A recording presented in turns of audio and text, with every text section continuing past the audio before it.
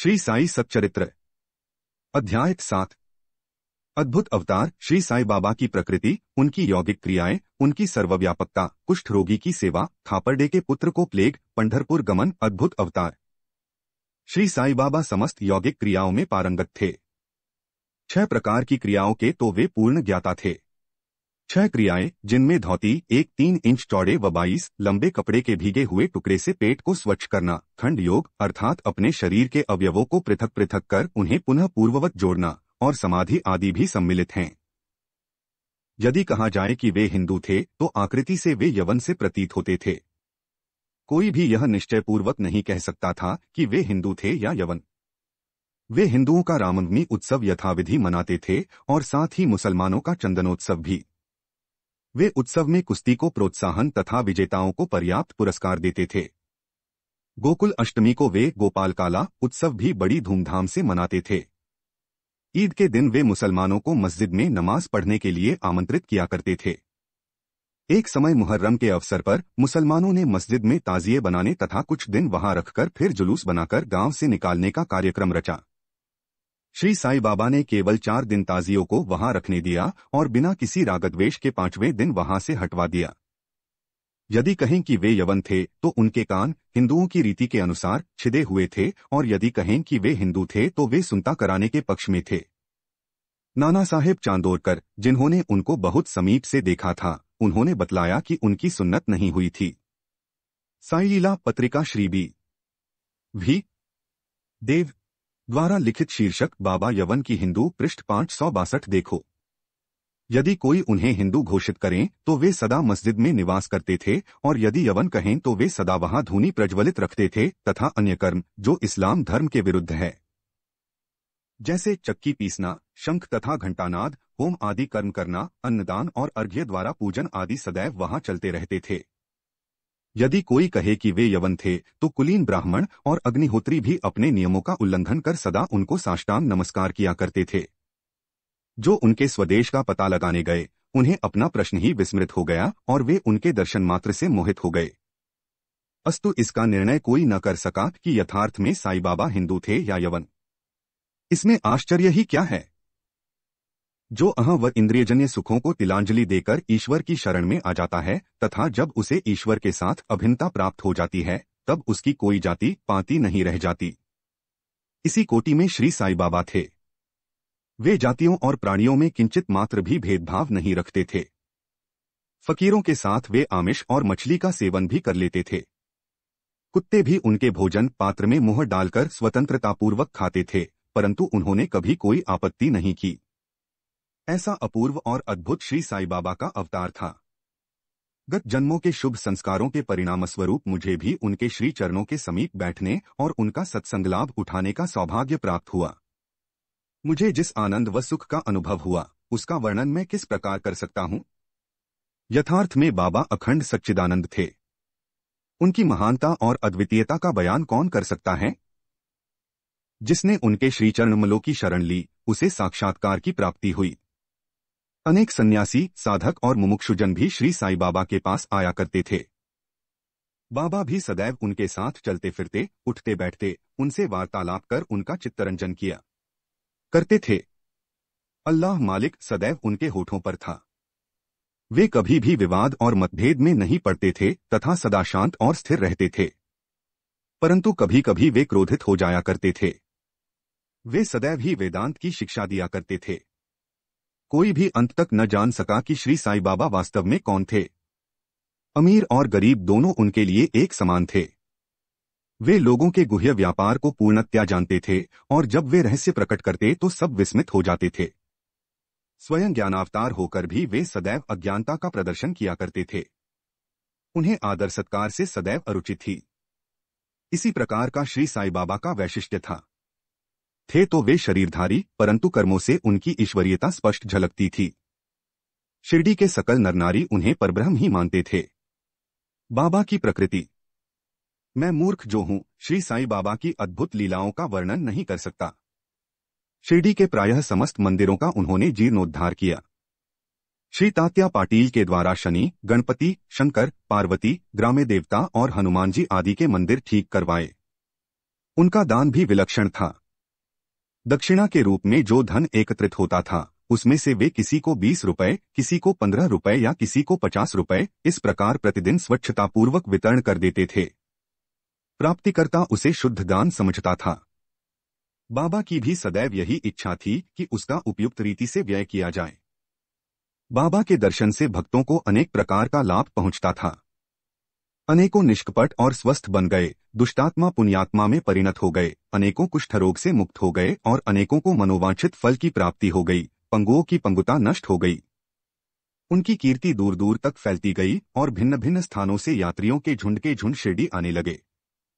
बाबा सदा धूनी के पास ही आसन जमाए रहते और वहीं विश्राम किया करते थे। वे कभी चारों ओर से स्वच्छ किया और समीप के वृक्ष पर सूखने के लिए रख दिया। शिरडी में इस घटना की पुष्टि करने वाले लोग अभी भी जीवित हैं। उन्होंने इस सत्य की परीक्षा भी की थी। 1, 2 स्नान करते और कभी स्नान किए बिना ही समाधि में लीन रहते थे।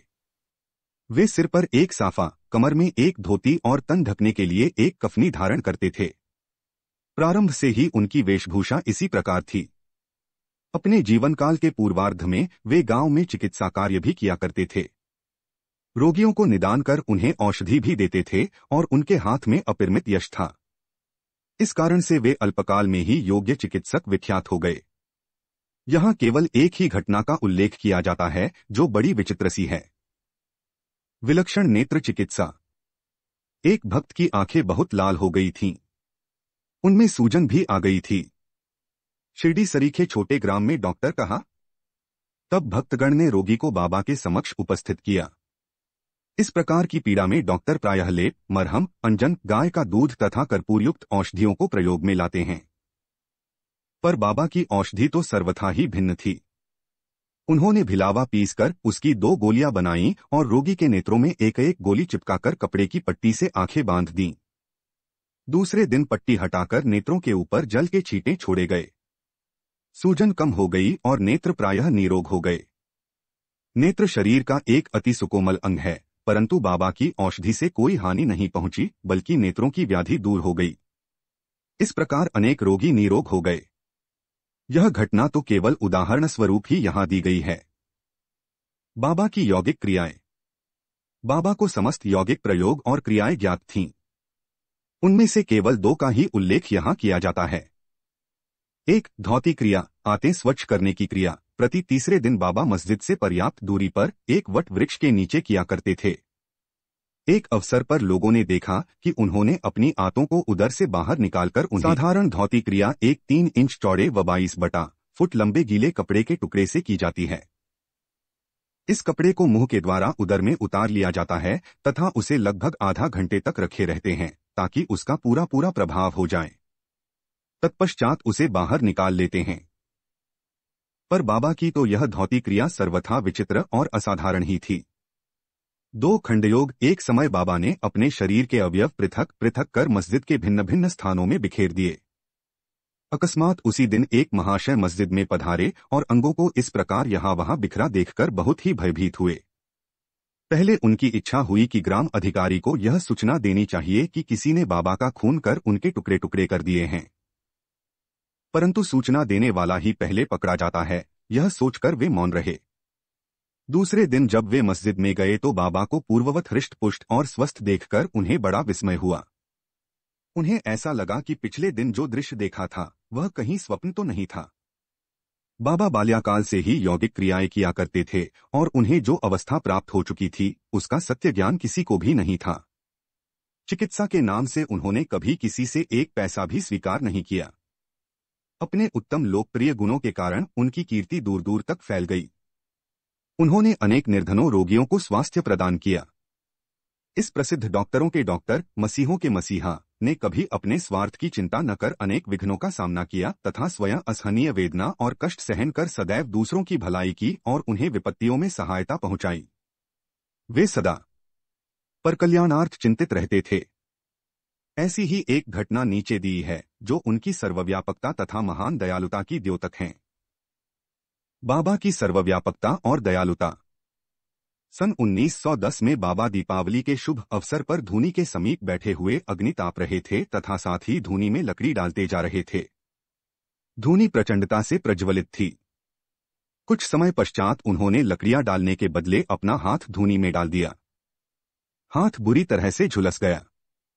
नौकर माधव और माधवराव देशपांडे ने बाबा को धूनी में हाथ डालते देखकर तुरंत दौड़कर उन्हें बलपूर्वक पीछे खींच लिया। माधवराव ने बाबा से कहा, देवा, आपने ऐसा क्यों किया? बाबा सावधान होकर कहने लगे, यहां से कुछ दूरी पर एक लुहारिन जब भट्टी धौंक रही थी, उसी समय उसके पति ने उसे बुलाया। कमर पर बैठे हुए शिशु का ध्यान छोड़ वह शीघ्रता से वहां दौड़कर गई। अभाग्यवश शिशु फिसलकर भट्टी में गिर पड़ा। मैंने तुरंत भट्टी में हाथ डालकर शिशु के प्राण बचा लिए। मुझे अपना हाथ जल जाने का कोई दुख नहीं है, परंतु मुझे संतोष है कि एक मासूम शिशु के प्राण बच गए। कुष्ठ रोगी की सेवा। माधवराव देशपांडे के द्वारा बाबा का हाथ जल जाने का समाचार पाकर श्री नाना साहेब चांदोरकर बंबई के सुप्रसिद्ध डॉक्टर श्री परमानंद के साथ दवाइयां, लेप, लिंट, मरहम तथा पट्टियां आदि साथ लेकर शीघ्रता से शिरडी आए। उन्होंने बाबा से डॉक्टर परमानंद को हाथ की जांच करने और जले हुए स्थान में दवा लगाने की अनुमति मांगी। यह प्रार्थना अस्वीकृत हो गई। हाथ जल जाने के पश्चात एक कुष्ठरोग पीड़ित भक्त भागोजी शिंदे उनके हाथ पर सदैव पट्टी बांधते थे। उनका कार्य था प्रतिदिन जले हुए स्थान पर घी मलना और उसके ऊपर एक पत्ता रखकर पट्टियों से उसे पुनः पूर्ववत कसकर बांध देना। घाव शीघ्र भर जाए, इसके लिए नाना साहेब चांदोरकर ने पट्टी छोड़ने तथा डॉ परमानंद से जांच व चिकित्सा कराने का बाबा से बार बार अनुरोध किया। डॉ परमानंद ने भी अनेक बार प्रार्थना की, परंतु बाबा ने यह कहते हुए टाल दिया कि केवल अल्लाह ही मेरा डॉक्टर है। उन्होंने हाथ का परीक्षण करवाना अस्वीकार कर दिया। डॉ परमानंद की दवाइयां शिरडी के वायुमंडल में न खुल सकीं और न उनका उपयोग हो सका। फिर भी डॉक्टर साहब का परम भाग्य था जो उन्हें बाबा के दर्शन का लाभ हुआ। भागोजी को दवा लगाने की अनुमति मिल गई। कुछ दिनों के उपरांत जब घाव भर गया तब सब भक्त सुखी हो गए, परंतु प्रतिदिन प्रातः काल घृत से हाथ की मालिश और पुनः कसकर पट्टी बांधना श्री साईं बाबा की समाधि पर्यंत यह क्रम इसी प्रकार चलता रहा। श्री साईं बाबा सदृश पूर्ण सिद्ध को यथार्थ में इस चिकित्सा की भी कोई आवश्यकता नहीं थी, परंतु भक्तों के प्रेमवश उन्होंने भागोजी की यह सेवा अर्थात उपासना निर्विघ्न स्वीकार की। जब बाबा लेंडी को जाते तो भागोजी छाता लेकर उनके साथ ही जाते थे। प्रतिदिन प्रातःकाल जब बाबा धूनी के पास आसन पर विराजते तब भागोजी वहां पहले से ही उपस्थित रहकर अपना कार्य प्रारंभ कर देते थे। भागोजी ने पिछले आए जन्म में अनेक पाप कर्म किए थे। इस कारण वे कुष्ठ रोग से पीड़ित थे। उनकी उंगलियां गल चुकी थीं और शरीर पीप आदि से भरा हुआ था, जिससे दुर्गंध भी आती थी। यद्यपि बाह्य दृष्टि से वे दुर्भागी प्रतीत होते थे, परंतु बाबा का प्रधान सेवक होने के नाते यथार्थ में वे ही अधिक भाग्यशाली तथा सुखी थे। उन्हें बाबा के सान्निध्य का पूर्ण लाभ प्राप्त हुआ। बालक खापर्डे का प्लेग।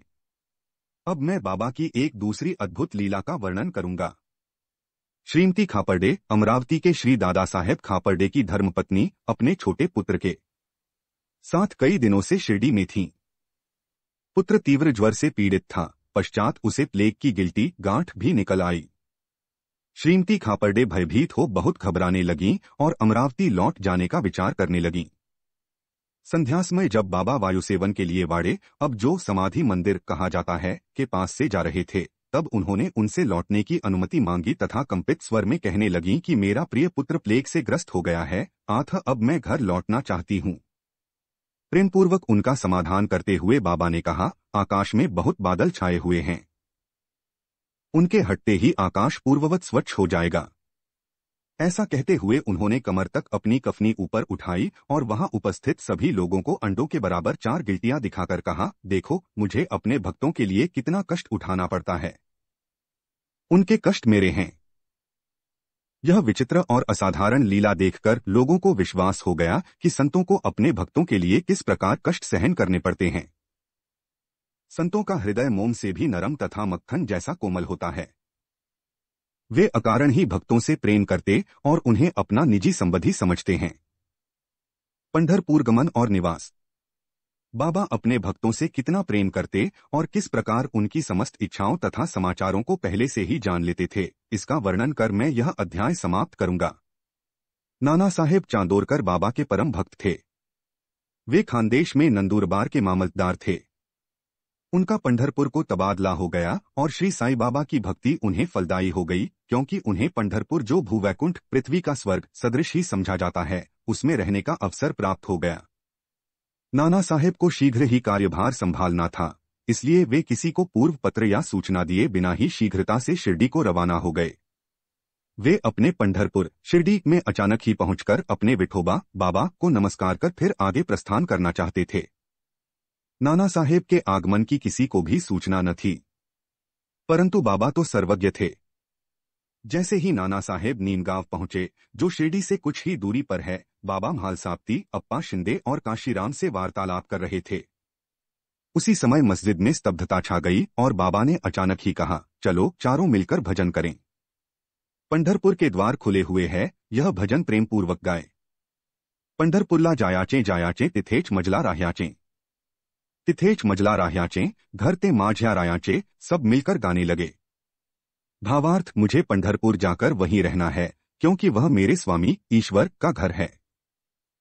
बाबा गाते जाते और भक्तगण उसे दोहराते जाते थे। कुछ समय में नाना साहेब ने वहां सकुटुंब पहुंचकर बाबा को प्रणाम किया। उन्होंने बाबा से पंढरपुर पधारने तथा वहां निवास करने की प्रार्थना की। पाठकों, अब इस प्रार्थना की आवश्यकता ही कहाँ थी? भक्तगण ने नान साहेब को बतलाया कि बाबा पंढरपुर वास के भाव में पहले से ही थे।